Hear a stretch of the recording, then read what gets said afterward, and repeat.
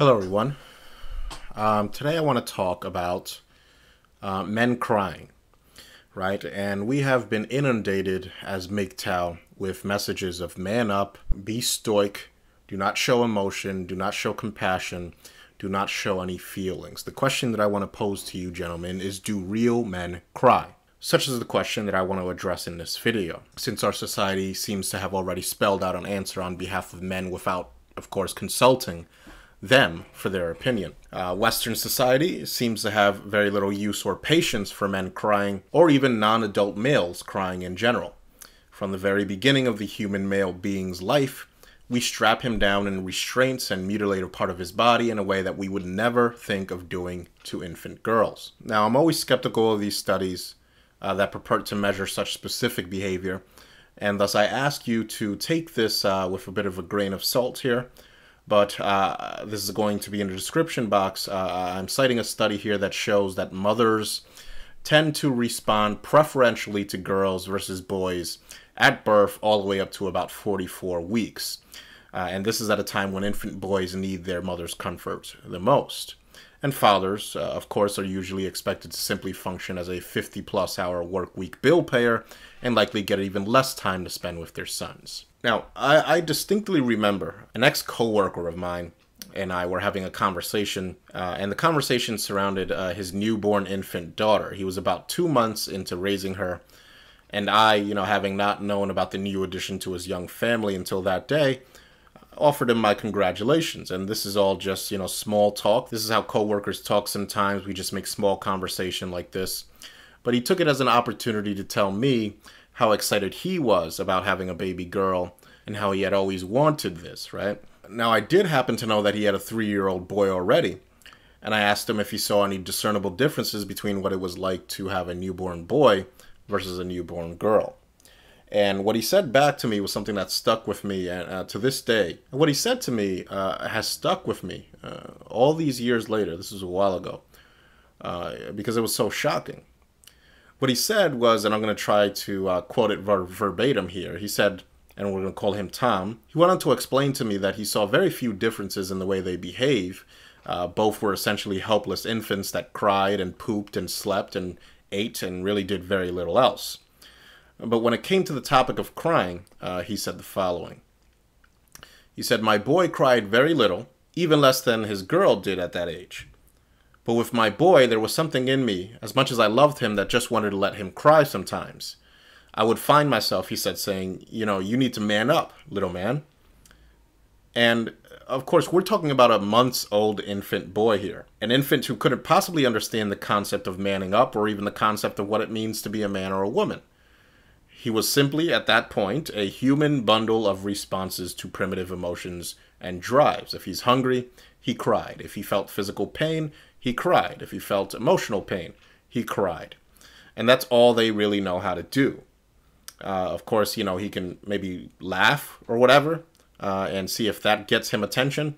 But for the most part, when babies are in distress, they cry. Now, I don't think my friend Tom was a bad person. He himself showed many instances of generosity to some of our coworkers that I, definitely would not have extended. I think overall, he wasn't a bad person. I think overall, he was a good person. But like his own infant son, I believe that he was socialized essentially from birth to, man up in one way or another, and was simply passing it along to his own son because that's all that he knew. In his mind, I really believe that he believed that he was doing his son a favor by getting him started early in the process of readying him for a world that is uncaring in terms of male suffering. Now, we as MGTOW, we tend to explore the seemingly inherent biological characteristics of the male human being that lead him to exhibit behaviors that would indicate that men are on some level naturally gynocentric and naturally tend to put their own interests as well as the interests of other men like them beneath those of the women they interact with.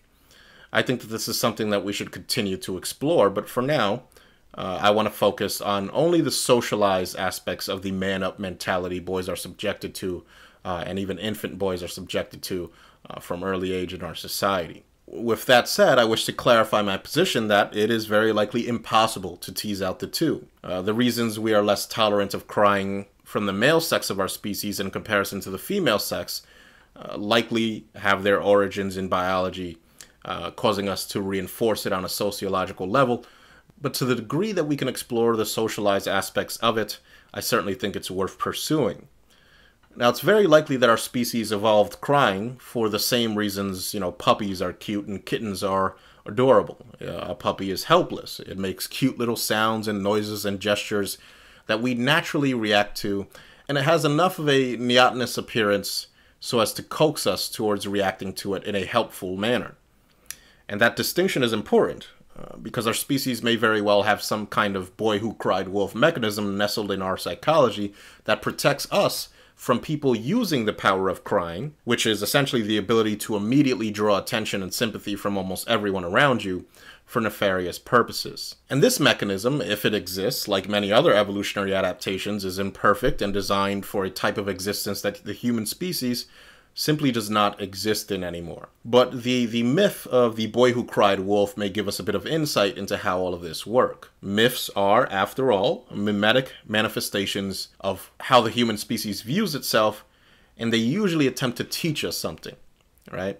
And this myth, the boy who cried wolf, tells us of a boy who repeatedly made false claims of sighting a wolf in the village, catalyzing an unnecessary village-wide reaction by the townsfolk in defense of the sheep. Now, once he made the false claim, and then again he made it, and then again, until the villagers simply learned to disregard his false alarms. And finally, one day, a wolf did come, and the boy cried wolf, but of course it was considered to be a false alarm and nothing else. The wolf ended up slaughtering all of the sheep, and it is there that the moral of the story is found. The moral of the story is, do not lie, don't raise false alarms, only draw upon the help of others when it is absolutely necessary, if you want the continued help of others. Now, I suspect that for as long as we exist as a species, humanity will churn out very little parables and myths that convey something along the lines of the girl who cried wolf. In the parable of the girl who cried wolf, we would see the villagers respond no matter how many times the girl cried wolf, and if there ever was a girl shepherd who managed not to cry wolf at all, she would be held up as a hero no matter how many boys accomplish the same feat. Boys, and the men they later become, have less helplessness, less neoteny to draw upon to elicit sympathy from both men and women. They may have the hardware that allows them to cry, but the lack of the neotenous hardware that allows us to act with sympathy toward them at anywhere near the level that we do for the female sex is lacking. And I think this helps to explain why there is such a problem with false rape accusations today. Why women can essentially point a finger at a man, falsely accuse him of rape or pretty much any other charge, and no matter how many false rape accusation scandals occur, how many Mattress Girls or Rolling Stone magazine debacles, she is to be believed without question.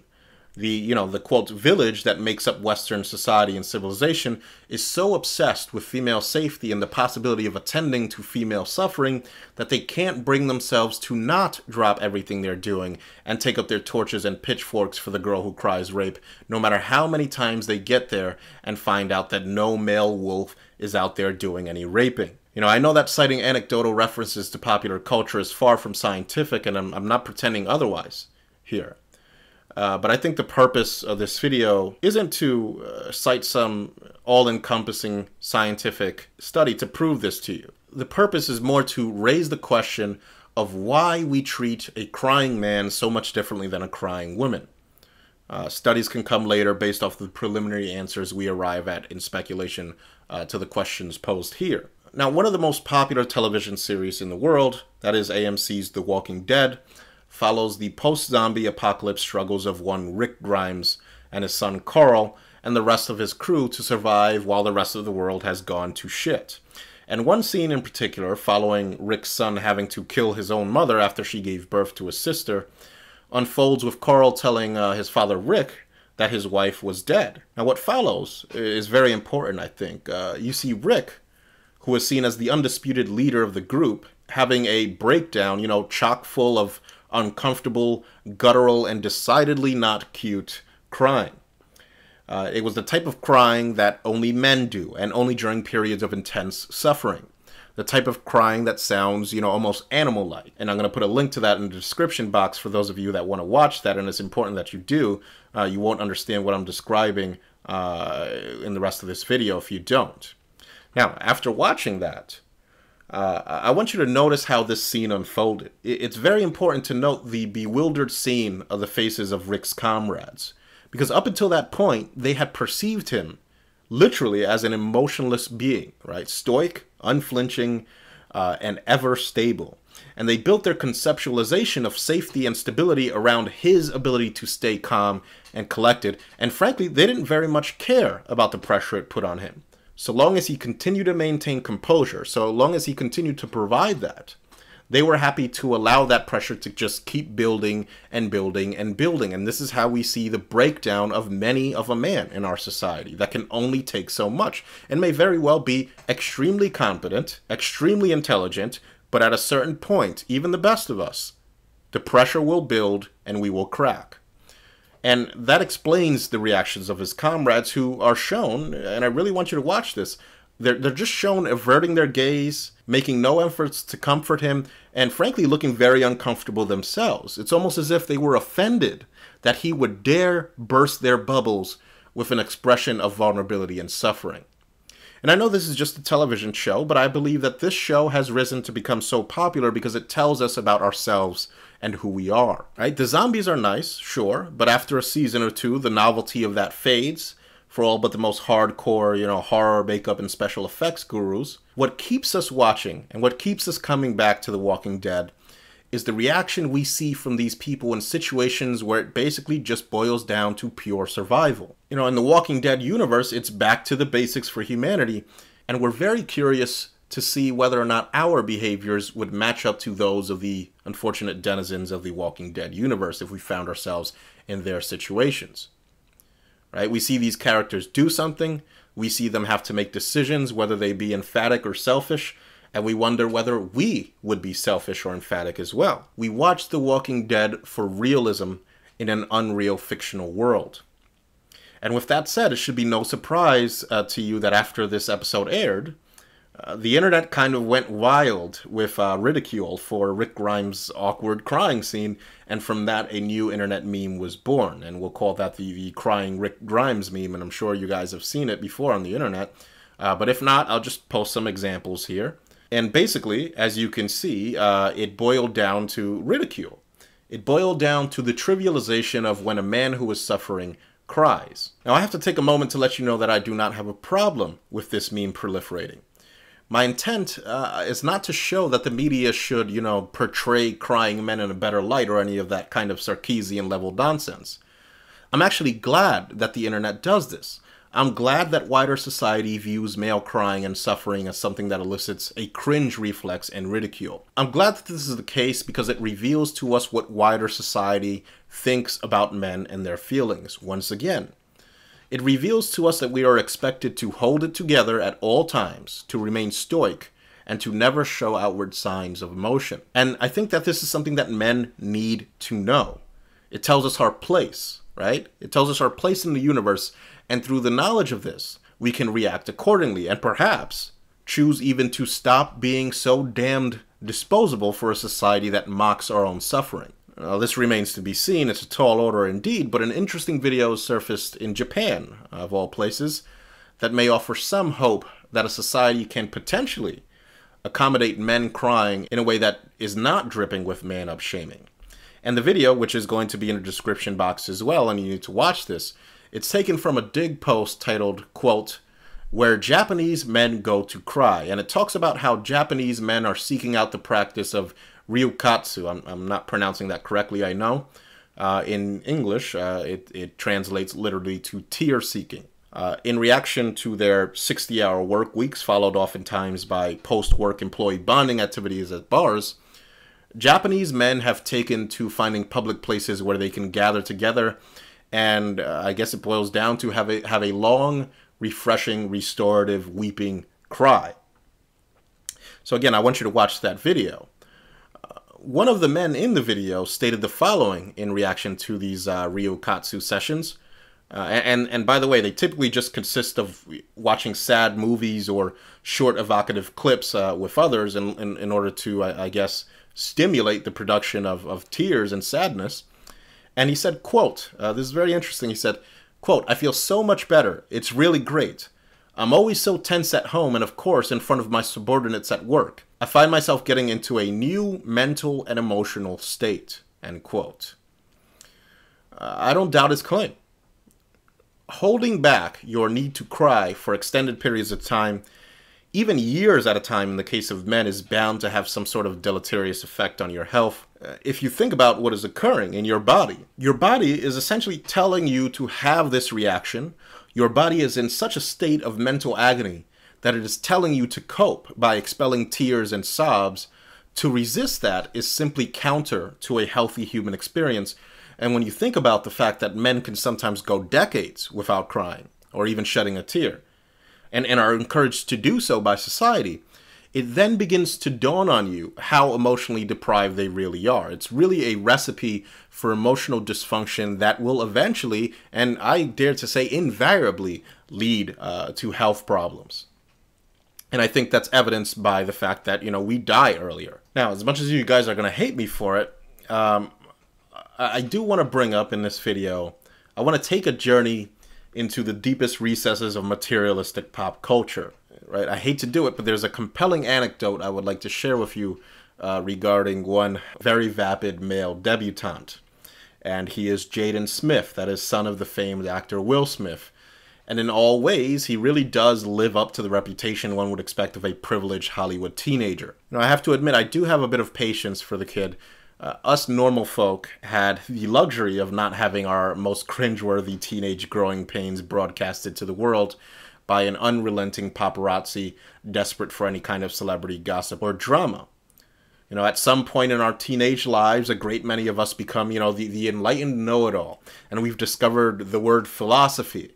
And now we wish to grace the world with our awesome and unfailing teenage intellect. Like, all of a sudden, we insist that we know what, real music is, or we discover that the Illuminati is in control of the world economy and proselytize to others about 9/11 truth, or, we dress like goths or hipsters or rappers, etc., right?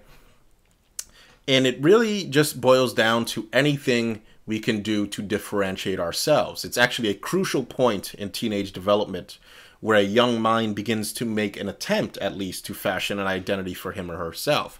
But again, this can result in some pretty cringeworthy stuff. And I'll begin with Exhibit A, and that is the now viral meme consisting of an assortment of Jaden's most introspective tweets, right? And I'm going to put that up on the screen for you, and you can see that, they are in fact hilariously pretentious. I think there was one saying, if newborn infants could speak, they would be the most intelligent beings in the world, or something along those lines. And if everyone dropped out of high school, we'd all be super geniuses, or something along those lines. Very hilarious and pretentious stuff. And I know at this point you're going to be asking yourself, well, what's the point of me bringing all of this up? What does a teenage pseudo-intellectual boy have to do with men's issues? Well, gentlemen, within this adolescent period of self-discovery, despite the fact that it consists of hilariously awkward musings more often than not, we do find the occasional insightful act bubbling up to the surface. Now, Jaden made headlines when he was spotted wearing what appeared to be a dress, right? It was essentially just a female dress. And he nonchalantly decided to just incorporate this decidedly female article of clothing into his wardrobe. And by all accounts, he seems to be perfectly content and at ease with his decision. And so now I'll just pause here to absorb, my fellow men's gynocentric outrage. Please, by all means, call me a pussy for bringing this up. Call me a sissy. Whatever. Just get it all out of your system. I don't mind.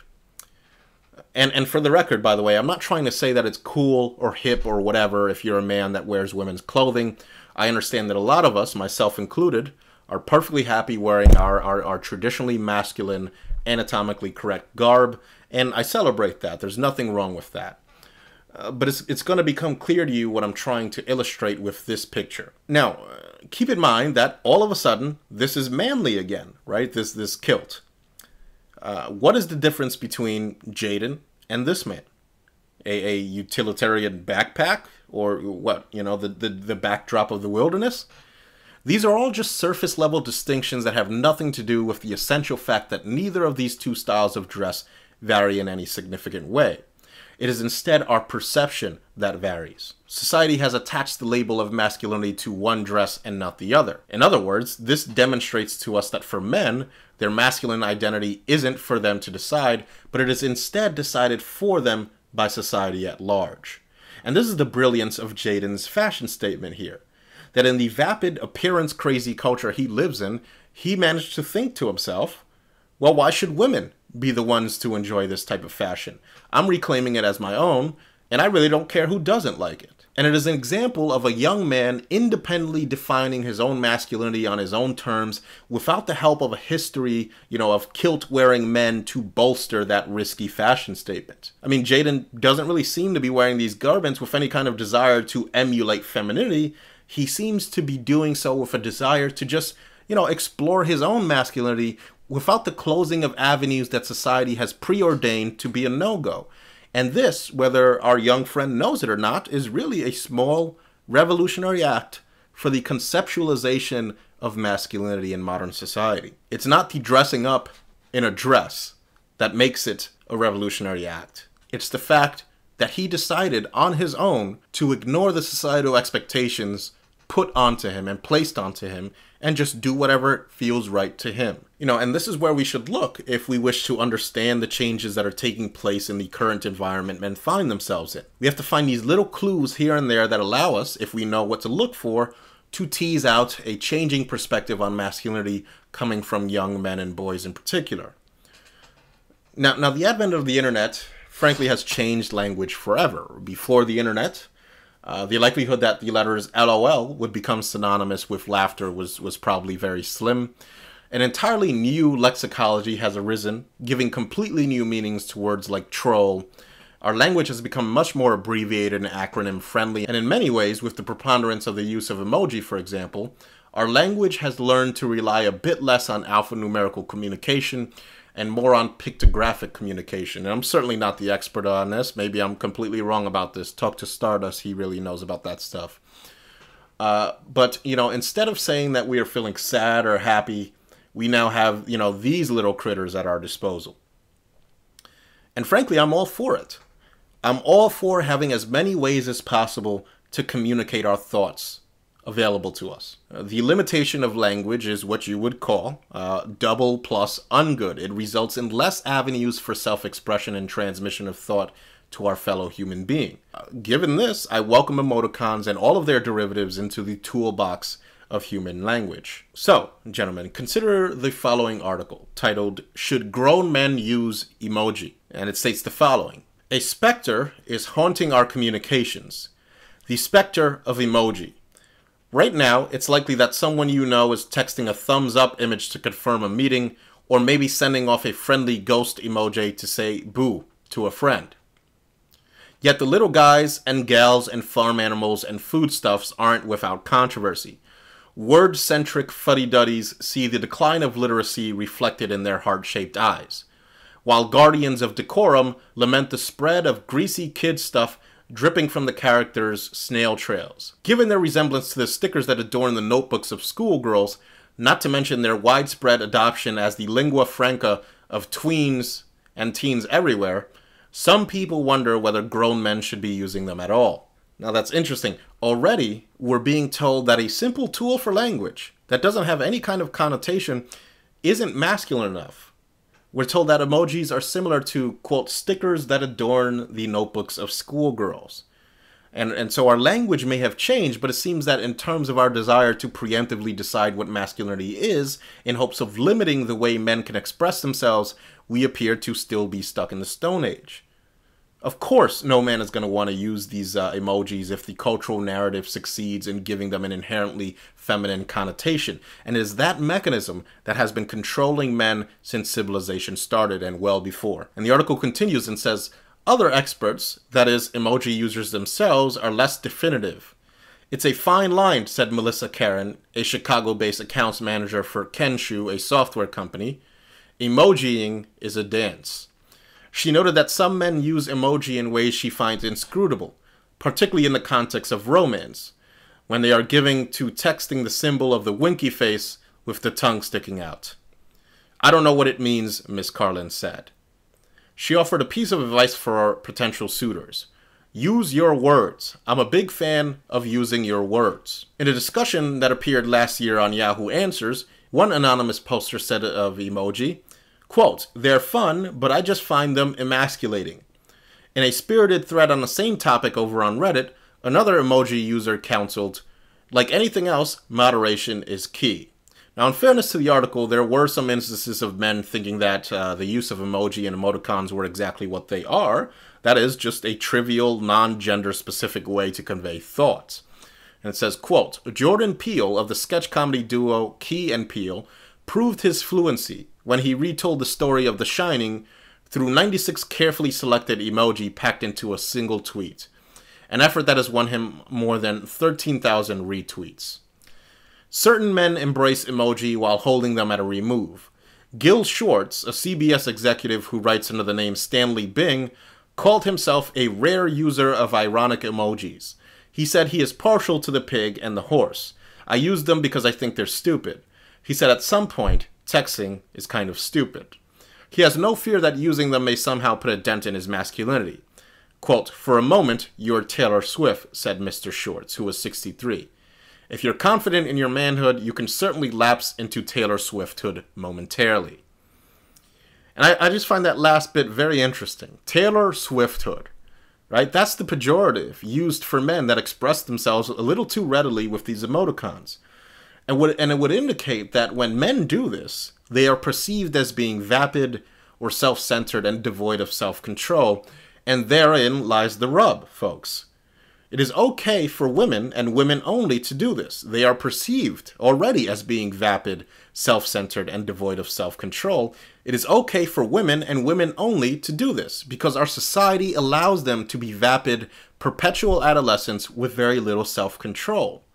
And that last bit, I think, is a tacit admission of this. Now, of course, some people are going to imply that it's pedantic of me to bring this up. You know, that maybe I'm looking for issues that aren't there or that aren't important. And frankly, maybe they're right. I don't really know.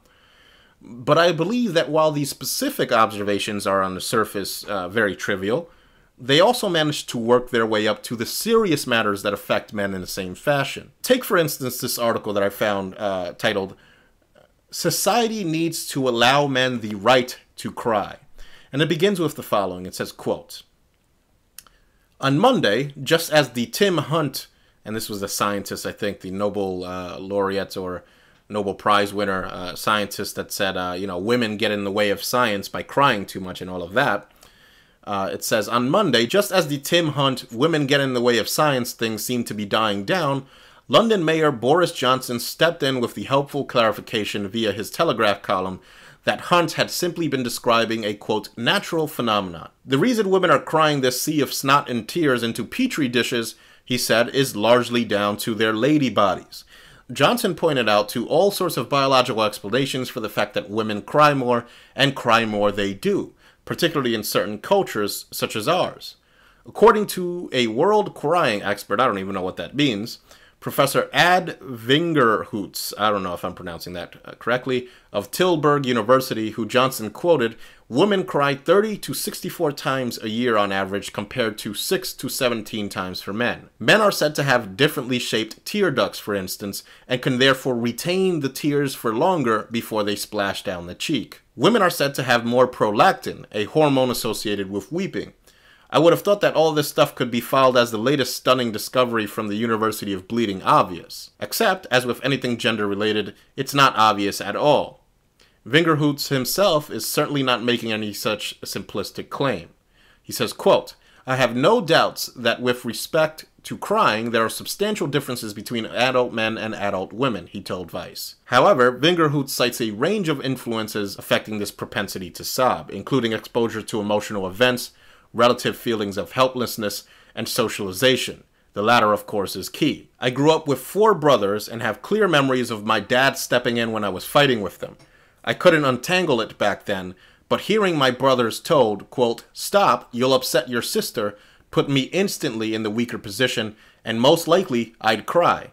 Well, boo-hoo, you say. But the cultural acceptance of women's tears, and for men, the shame associated with crying, has far-reaching effects. There are some gender differences in the frequency with which children cry, but from 12, the differences become marked.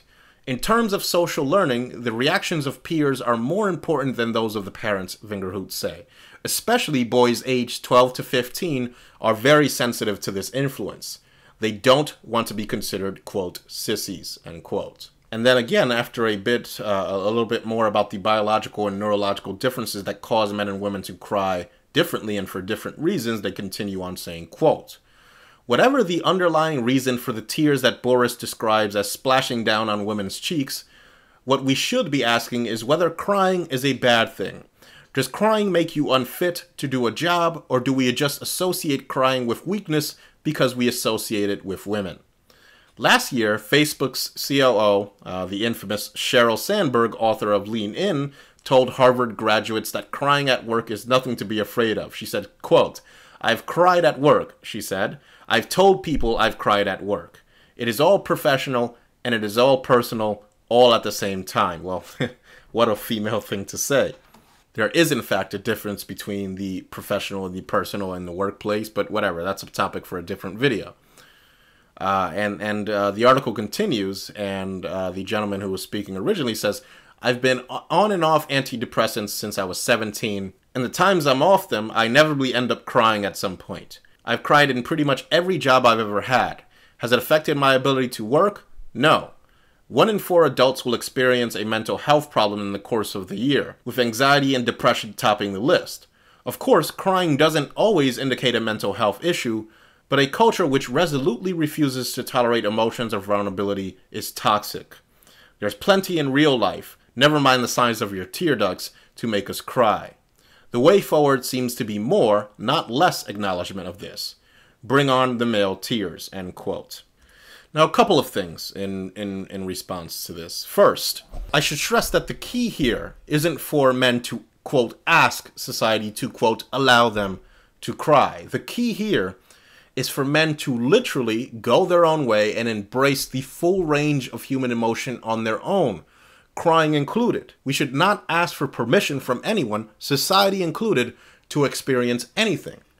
But we should be cognizant of the consequences of unapologetically doing so. You know, Sheryl Sandberg and her ilk have access to a societal, default setting, if you will, that extends to them some form of compassion simply for being women. And coupled with the fact that they are feminists, women such as this have leveraged society for the maximum amount of special treatment and privilege possible. So, as a result of that, a man who cries too much at the workplace can expect immediate ridicule on the first occasion, and if the behavior continues, he'll likely lose his job.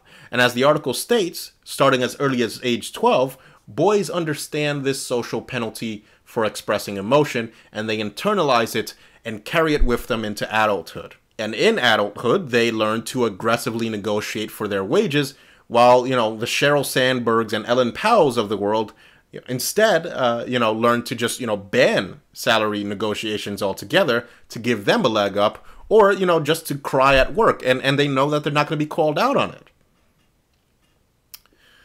So lastly, and, this is on to the most serious issue I'm going to cover here, there's an article titled, quote, "These photos of men crying will challenge your gender preconceptions," right? And this article, I think, is a bit of a triumph for men.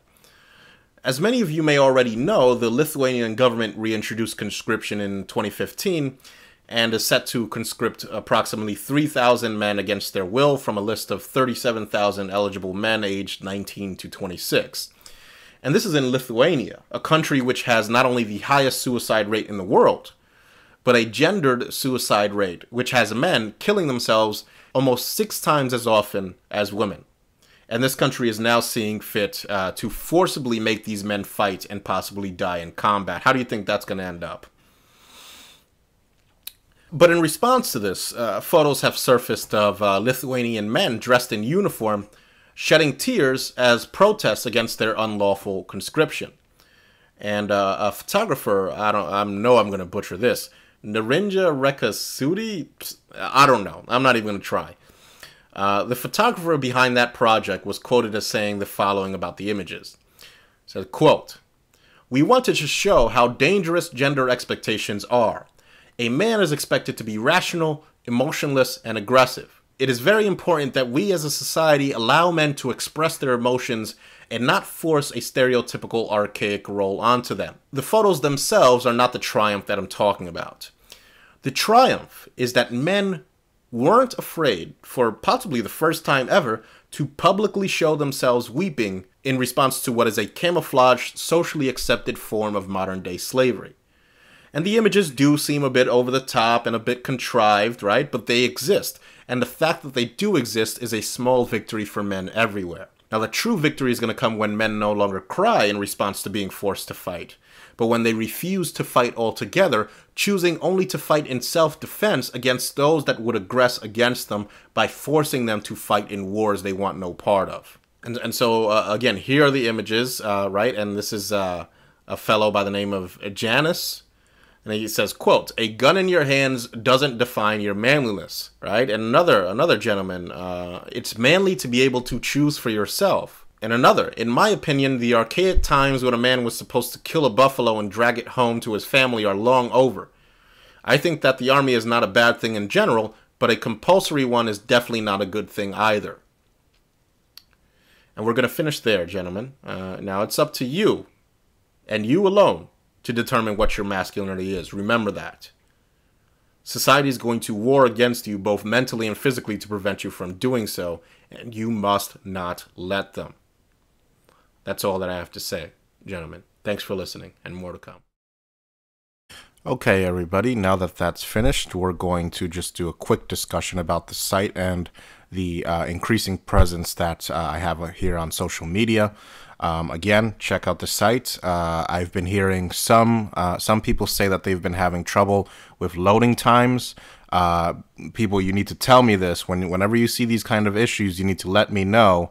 If other people are having problems with loading time, it seems to have improved. I changed some of the plugins and it seems to be improving now. Either way, we're in the process of uploading the server so it can handle more traffic or whatever. So we're going to see if that fixes that problem. But if any of you guys are having a problem with slow load times, you guys need to let me know. I need to hear from you guys in order to know what issues you guys are having with the site. Again, this is in essentially beta testing mode or whatever. So yeah, I need help with you guys in order to know what it is that I have to address on the site. Because again, you know, this is here for you guys to take part in. This is going to be one of the, in my opinion, well, it already is one of the biggest MGTOW sites in the world. I started on the Alexa rank at, you know, almost 700,000, and now I'm at somewhere at 220,000. I'm going to break into that 100,000 number soon if things continue along this path. So again, check out the site. But I do want to bring to your guys' attention that there is a lot of social media that I don't usually announce that I'm going to start putting in the description box for any of you guys that are interested. I have a Flipboard, okay? I have here a Flipboard, and if you guys use Flipboard, you know what this is. And this is just, you know, a Flipboard of my site, Shedding of the Ego, right? So if you want to join that, and if you use Flipboard on a daily basis, join my Flipboard. I have a Tumblr. I have a Tumblr, very in its initial stages, but you know, 41 followers. We just started this. I've had a Facebook for a while, and this Facebook has, oh, what is it? Over 1,600 likes on it, right? So definitely is an established Facebook. If you guys haven't already subscribed to that, subscribe to that now. All of this is going to be designed to kind of fuel traffic to the site. And of course, I have a Twitter as well. So subscribe to that. Follow me. Over 1,300 followers on Twitter. So if you didn't know that I have these resources, certainly give it a look over and you know, follow or subscribe or whatever the term is for their respective websites. So, gentlemen, that's all that I really have to say for now. More to come.